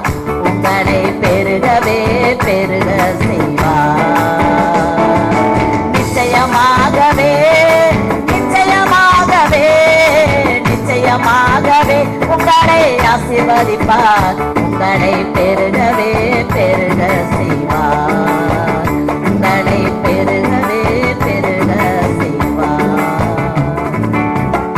Praise the Lord. எல்லார் கண்களை மூடி ஆண்டவரே நீர் எங்களையும் எங்கள் குடும்பத்தையும் ஆசீர்வதிக்க வல்லவராயிருக்கிறீர், உமக்கு நன்றி என்று சொல்லுவோம். අපි කෙනෙක්ව දැස් වසාගෙන ස්වාමීන් වහන්සේ අපගේ පවුල ගලවන්ට ඔබ බලවත්ව සිටිනවා කියලා අපි කියමු. இந்த இரவில் வந்திருக்கிற ஒவ்வொரு சகோதரிகளையும் கர்த்தர், ஒவ்வொரு சகோதரையும் கர்த்தர் கண்ணோக்கி பார்க்கிறார். මේ ස්ථානයේ පැමිණ සිටින හැම කෙනෙක්ම සහෝදර සහෝදරියක්ම ස්වාමීන් වහන්සේ දැස් යොමු කරමින් බලනසේක. நீங்கள் வெறுமையாய் வந்து வெறுமையாய் போக மாட்டீங்க. ඔබ ඉස්සතින් ඇවිල්ලා ඉස්සතින් යන්නේ නැහැ. கர்த்தர் உங்கள் வாழ்க்கையில பெரிய அற்புதங்களை செய்வார். ස්වාමීන් වහන්සේ ඔබගේ ජීවිතේ මහා තාස්කම් සිදු කරනවා. உங்களுடைய குடும்பத்திலே ஆண்டவர் அற்புதம் செய்வார். ඔබගේ ජීවිතේත් මහා තාස්කම් உங்களுடைய කරනවා. துக்கங்களை கர்த்தர் மாற்றுவார். ඔබගේ දුක් බර උන්වහන්සේ ඉවත් කරනවා. உங்களுடைய வியாதிகளை கர்த்தர் மாற்றுவார். ඒ වගේම ඔබගේ රෝගයන් උන්වහන්සේ වෙනස් தீராத வியாதினாலே வந்திருக்கிற உங்களை இந்த நாளிலே தேவன் தொடுவார்.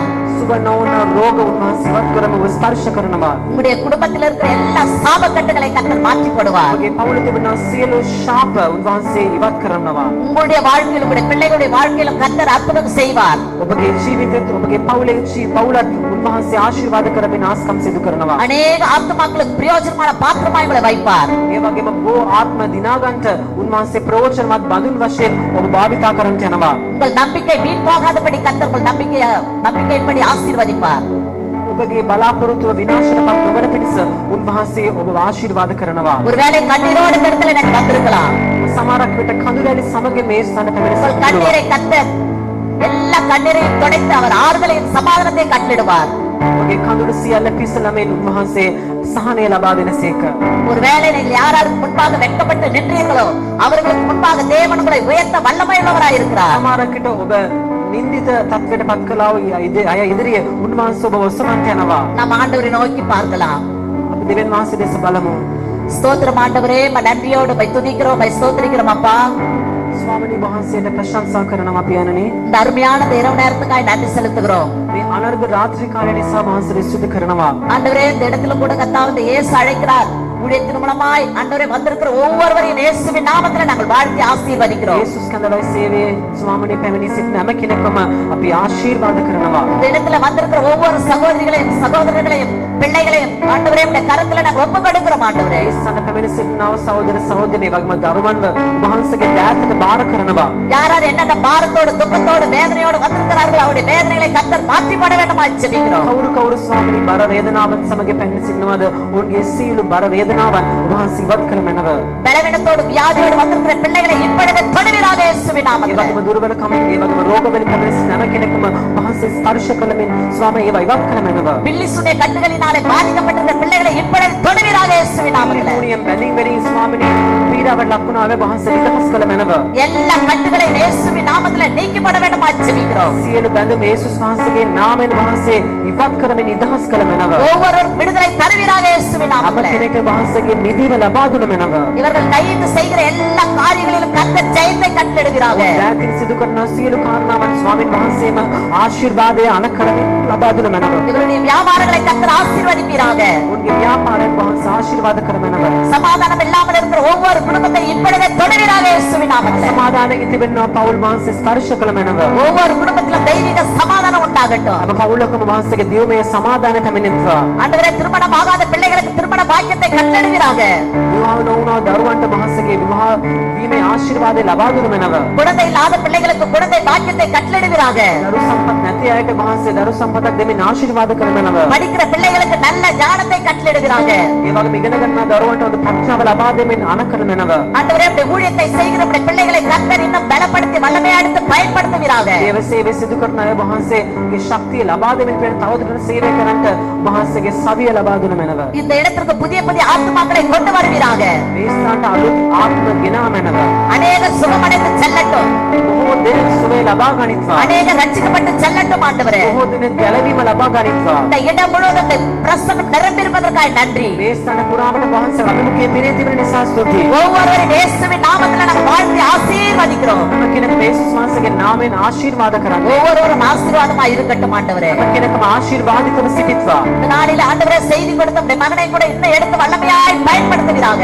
දිනේ දේවචන බෙදාගත්තා වූ වහන්සේගේ ඒ දාසය වහන්සේ ආශිර්වාද කරමින් ස්වාමීනි ඉදිරියට භාවිතා කළ මැනව. இந்த இயேசு அழைக்கிறார் ஊழியத்தில் ஸ்தாபனத்தில் இருக்கிற ஒவ்வொரு பிள்ளைகளும் இந்த கரத்துல நாங்கள் ஒப்பு கொடுக்கிறோம் ஆண்டவரே. මේ යේසුස් කඳ වැස්සේවේ නියලේ සිටින දේව සේවකයන් හැම කෙනෙක්ම දරුවන්ව වහන්සේ ආශිර්වාද කරමින් භාවිතා කළ මැනව. இவர்கள் செய்கிற ஊழியங்களை கர்த்தர் ஆசீர்வதிப்பீராக. ඔවුන් කරන සේවාවන් ආශිර්වාද කළ මැනව. ஆண்டவரே, இப்படி பிள்ளைகளை கொண்டு பெரிய காரியங்களை செய்யுங்க ஆண்டவரே. වහන්සේගේ දරුවන්ව ස්පර්ශ කරමින් මහත් දේ කළ මැනව. உம்முடைய நாமம் மாத்திரம் மகிமைப்படட்டும் ஆண்டவரே. ඔබගේ නාමය පමණක් මහිමයටපත් වේවා. எங்களை தாழ்த்துகிறோம், ஒப்பு கொடுக்கிறோம். අපි යටත් කරමින් වහන්සේ උසස් කරන්නේ. இன்றைக்கு ஆராதனை செய்த உம்முடைய பிள்ளைகளை கர்த்தர் ஆசீர்வதிங்கப்பா. අද දිනේදී නමස්කාර මේ දරුවන්ව ආශිර්වාද කළ මැනව.